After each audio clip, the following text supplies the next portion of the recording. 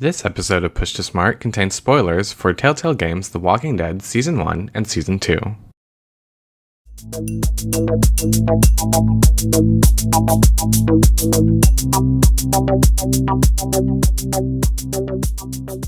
Welcome back to the Push to Smart water cooler. Today we join Clementine and the other survivors on their journey to Carver's community.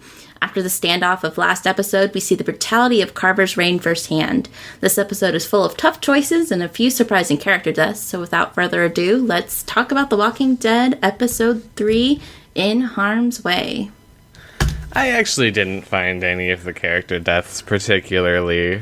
Really? Even Carlos? Oh my god, no, I totally expected it. I thought he was going to live through the end. Really? Yeah. I don't know, there was just something about him that he had an expiration He just date. looked disposable. And Alvin, because he could have died in the previous episode, those people never stick around. Yeah, definitely. And that was one thing I was a little interested in, because Nick has, nothing to do in this episode. And I wonder, because can't he die in the episode before if you don't stop Walter? So I'm wondering if he's just not going to do anything from now on. He's just going to sit back and offer, yep, I think we should listen to Luke, every so often. So we start off in the truck. Yes. And Kenny will not shut the hell up. I don't know about you, but I am so sick of this guy already. And I was just as Clementine, I was just Kenny, calm yourself. You need to stop. They have guns. Yeah. And I was basically, as soon as he, the car stopped and he hit his head, I was expecting Clementine to be oh, thank God. Dodged a bullet there. Right. But what were your thoughts on that? First of all, I loved this episode. There are so many things that and Kenny is a big part of it. Not because I like Kenny, but I like what they're doing with Kenny. Yeah. In that he is so inconsistent. And but also consistent, Rebecca, who I've come around on in this episode because she actually does things and is consistent, she kind of really calls him out on the fact that he does not think things through. And as a result, he is both really gung-ho and kind of macho and trying to, take out all the guys. If a guy with a gun opens the door, I'll punch him, take his gun, and shoot the next guy, because that works. But then he'll act really protective of Clementine when it's convenient. Mm-hmm. And he doesn't realize his plan will probably get people killed. Right. And there's times where he'll volunteer her. She's the one that should do it. Climb this rickety rope to drop into the base. And, she's 11. And I like how the new character, Mike, he's just saying, she's just a kid. He's, says that, 10 times every time someone volunteers. You're what is wrong with you people? I'm sorry, you must be new. Yeah. This is Clementine. But I really liked the way that when Kenny did protect her, sometimes it felt like it came from a sincere place, when he takes the radio. There are other times I felt like it went to service our perspective on Clementine, our role as playing Clementine, and our role in this universe, which I thought was just really interesting, and I would love to talk more about it. Yeah.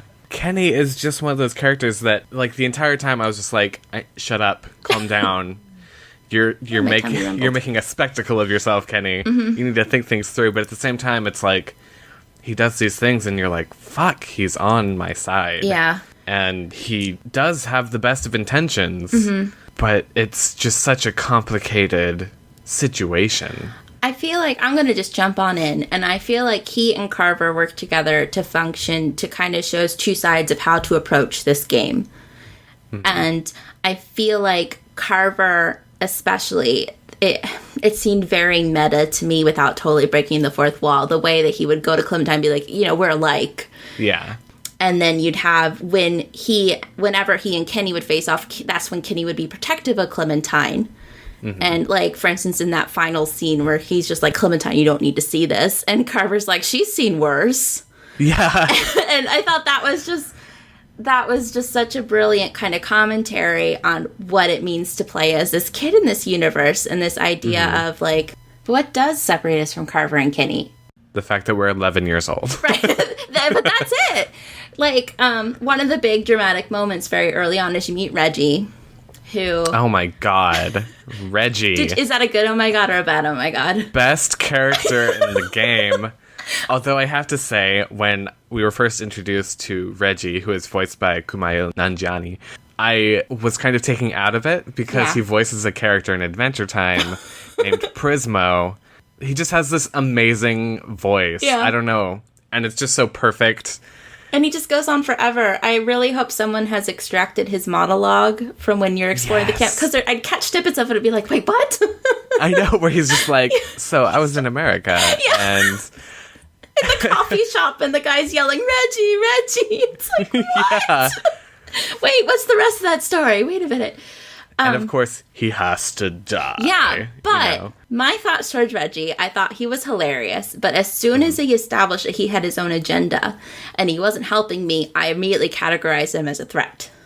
Really? Yes. And I was the fact that he was just kind of using you to kind of get back. Yeah, which the way he was using, quote, I'm using air quotes, was still very human, and it wasn't very, like... He was just like, okay, guys, I don't want to get into trouble, so... Scratch your back, you scratch mine. Right, exactly. And you had that really hilarious, awkward scene where he pats you on the head. But still, like, it was like, this guy isn't going... If when push comes to shove, this guy's not going to help me. And then Carver responds, when he doesn't help Carver, by shoving him off the roof. Yeah. And it's like, I would not have shoved him off the roof. But Carver is kind of... personifying that attitude and the idea that you're not going to help us, you're a threat. I'm going to just, what do I do with the threats? I get rid of them. Mm-hmm. And it was really interesting to me that scene happened, and then he immediately calls Clementine to his office to give her that speech like, I like you. You and me, we're the same. We need people like you in the next generation. I just thought that was really interesting and kind of changed how I read the rest of the episode, especially when Kenny started kind of getting uppity. And he and Carver were challenging each other. It kind of seemed like this was not necessarily intentional or like super postmodern, breaking the fourth wall, but there was definitely a conversation that could be read about the text itself, which I thought was interesting. I think it's interesting that you saw Reggie as a threat, and I didn't. I kind of intrinsically trusted him, because I feel like he wasn't going to be a bad person. But at the same time, Bonnie, who I think is also a good person, I didn't trust her. And I kept on going against her because of that initial backstab from her. Me too. And I was so raw about it, apparently. I didn't even realize it. But I was just hitting those buttons just like, I don't trust you. Yeah. Da-da-da-da. I'm not going to tell you about this, which was one of the choices. But she came through in the end. Yeah. And I feel kind of bad about it, but at the same time, it's like, what are you going to do? Yeah, and I feel like that was also, this really speaks to the strength of the writing and the fact that they force you to kind of confront that. And I really liked the way that Bonnie, when I saw her, she was also a threat, but it was weird because she seemed more overtly protective of Clementine. Like, she gets her the jacket, she pulls her out for what she sees as less threatening work. And, like, the idea that she thinks, you could tell, she thinks she's protecting Clementine by having her not go out to the expansion. But you want to go out to the expansion because that's part of the plan. So it's like, oh, you have such good intentions, but I can't work with this. How did you respond to the coat? I don't remember what I said. I called it ugly. I did not and do I felt that. bad because she's like, oh, it's kind of cute. And then Tavia comes in and she's like, that is ugly. Which Tavia is funny because she's the character you play as 400 Days trying to convince all the survivors to come into your group. And I played her as such like a mother hen, it's just like, oh, I'll take care of all of you. And then she is so mean. I know. In this episode, it's like, oh, that's how she's like. And then this episode, there was a lot of play between Clementine and Sarah. Yes. Which I kind of started seeing Sarah as Clementine's Clementine. Yes. Which was amazing. A lot of meta stuff going on here. I know. And like every chance I could, I would try to help her. Yes. I would kind of stick up for her or take the blame. But at the same time, I couldn't help in the back of my mind thinking, is this helping her? Is this preparing her? And then you have that terrible moment where Carlos has to smack her and you just can't do anything about it. And there was just so much in this episode. But that was one of the scenes why I thought Carlos was going to survive, because I don't know if you did it, but in that scene, you have the chance to speak up and say, it was me. I was the one talking. But Carver is going to make Carlos punish Sarah anyway.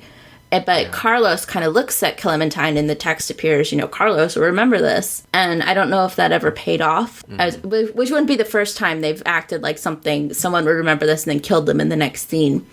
But it seemed especially like at the end of the episode when they're getting ready to walk into the horde and he's helping out Clementine. Like, you have Clementine being the lead to Sarah as her Clementine, kind of helping her get all gross. And then Carlos comes and he helps out Clementine. So I thought, okay, maybe this is going to be kind of like a restructuring of the relationships. But then Carlos just gets eaten. And you have no time to deal with it. And you're just like walking in a line where you're both protecting Sarah. Right. She's in the middle of you two. Yeah, he even says, help me. Help me calm her down. Knee-jerk reaction, kind of disappointed that the 400 Days characters are just kind of a passing mention. I wonder if they're going to pay off a little bit later, but so far I don't think so. I feel like that is the extent of which we're going to see them. And we probably just doomed them all, so... Yeah. Whoops! Can we just talk about the very end with the cliffhanger? Because I am dying to talk about it. This is the part that got me, so excited. This and the Carver Kenny weird stuff got me so excited about this episode. Okay, so Kenny is getting beaten because he took the fall for Clementine having the walkie-talkie. And you can either rush to help Kenny or you can hold back Sarita. What did you do? I rushed to help Kenny. Really? Yeah. I held back Sarita. Really? 'Cause I was worried that if I didn't hold her back, she would get killed. Okay, she did not, but I got smacked. Wow. Well, Clementine got beat up a little bit. She got just hit really hard by one of the goons. So it didn't help at all, but Sarita also didn't die there, at least. Yes, more on that later. But yeah, that was pretty brutal. One thing that I didn't like about the episode, and I can't recall exactly when this took place, but when Kenny was talking about Duck, I felt that it was weird. kind of shoehorned in. It was. And it didn't make much sense. And it was just, I don't know, we get it, you have a dead son. Yeah. Let's try next time to kind of weave it in more naturally. Especially because no one on the screen seemed to be paying any attention to him. Yeah. It was just he just started spouting this monologue to the audience. It's okay. He was so energetic, that boy who died. Yeah. Very Shakespearean. And so basically from this, we get him patched up and then they decide we have to do this tonight. And Bonnie is on your side, which was awesome. She just comes in we're doing it tonight. Pack your bags. Where did Kenny get the gun? It was such an intense scene that I wasn't really paying attention to Who had what gun? Exactly. Yeah, it started off kind of slapsticky, though. She jumps on him, she hits him into somebody else who punches him, and the next person punches him. Oh, I love that. I know, it was kind of, It's where's this going? And then it got dark really fast. Oh, yeah. But I loved that as a team, they were beating the shit out of him. And that warmed my heart. And then the choice to stay or not. When I was playing it, I was I wanted to tie him up. And as soon as I said it, I immediately regretted it because I was I don't think that this is the choice that the Clementine I've raised would do. Yeah. I did not do that. I was just nope, we're getting rid of him. we're gonna kill him now. He's done enough. And then at the same time, I was also this is a waste of time, and I did not stay. Me neither. Oh, you didn't? I didn't. I would have sworn that you would have. When I was playing it with my boyfriend, he was like, stay, it'd be so satisfying. And I was like... Did you watch? I watched a video of it later. It's pretty gruesome, but I didn't have Clementine stay, which is because I figured that would be what else. If the episode was a conversation between whether or not you're going to be a Kenny or a Carver, that would determine I am not either of these people. I'm going to go my own path. I don't need to do this. That's the thing. I feel like, in a way, leaving... It's not saying that she's against it, but she trusts that the job will get done. Right. But she doesn't need to see it. Right. Like, that is an unnecessary step to get that emotionally involved. Which, it was weird because it almost took me out, because as a player, I wanted that satisfaction. Really?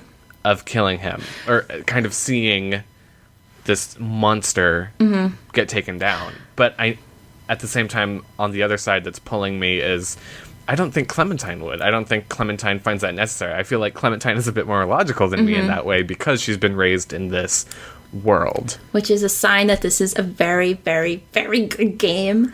Exactly. And, like, one of the things I thought of immediately after this was The Last of Us, which I had a lot of problems with. I didn't like as much as you did. And a lot of it was the way that it handles violence. And I didn't feel like it was very convincing in its argument that violence was necessary. And I felt like this was much more adept at confronting that question, and the fact that we, as gamers, partake in virtual violence a lot. What does that mean? As Carver says, she's seen worse. And then I made that decision, but she doesn't have to see this. She doesn't have to do this.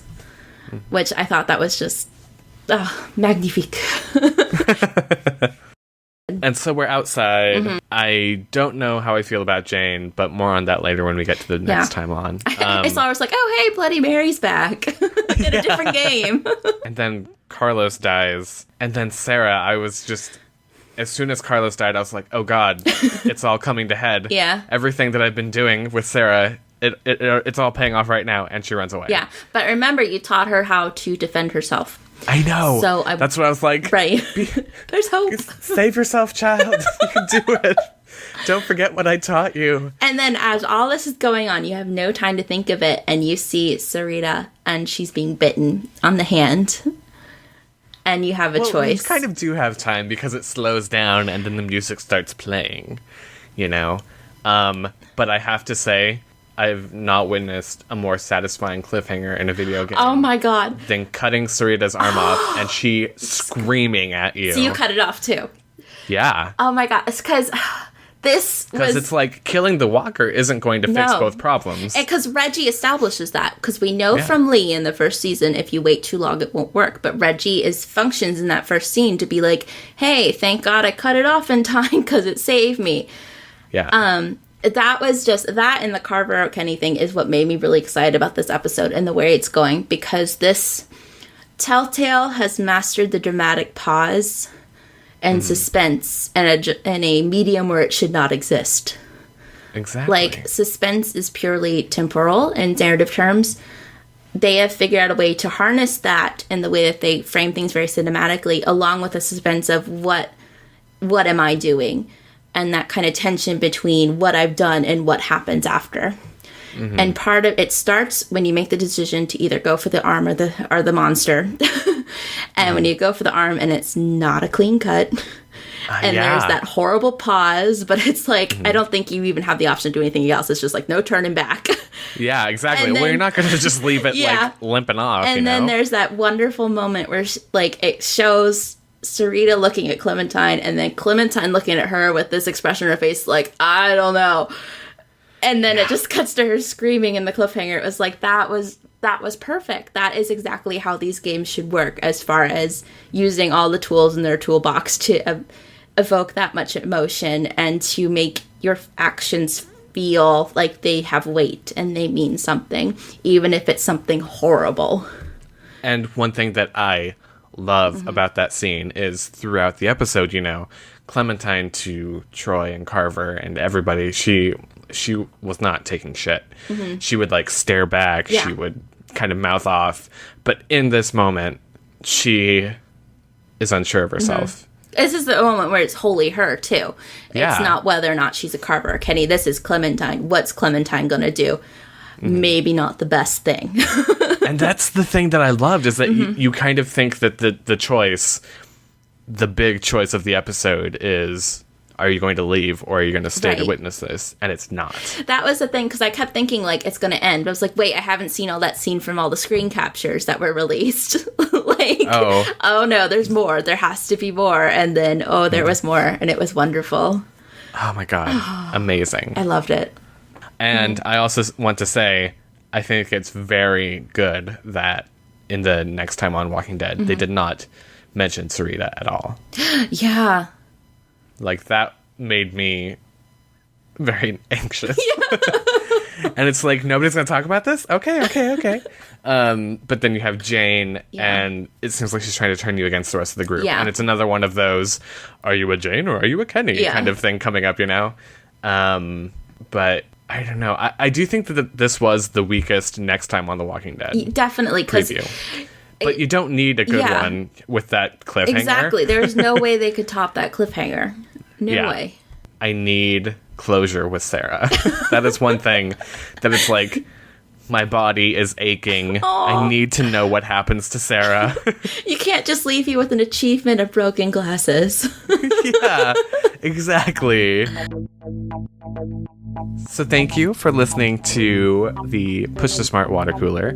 Let us know in the comments what you thought about this episode. If you thought it sucked, tell us why, because we're very curious for that point of view. Gonna ban you. No sucking allowed. You terrible taste. Sorry. Terrible taste. Ruined it. Sorry. And definitely tell us your decisions, what you thought, how you relate to Clementine, where you think the series is going. Subscribe. Also, that's important. Thank you. Please turn in your papers by Monday. No extensions will be given. If your printer breaks, you had plenty of time. Right? Come on. Hey, did you guys see that? You know that was a ghost wearing a dead guy. That might be the nastiest thing I've ever seen. Nasty jazz. I can't believe what I'm hearing. Oh, sorry, I didn't mean nothing by it. I mean, I have a lot of nasty friends. My uncle was nasty. I'm basically honorary nasty.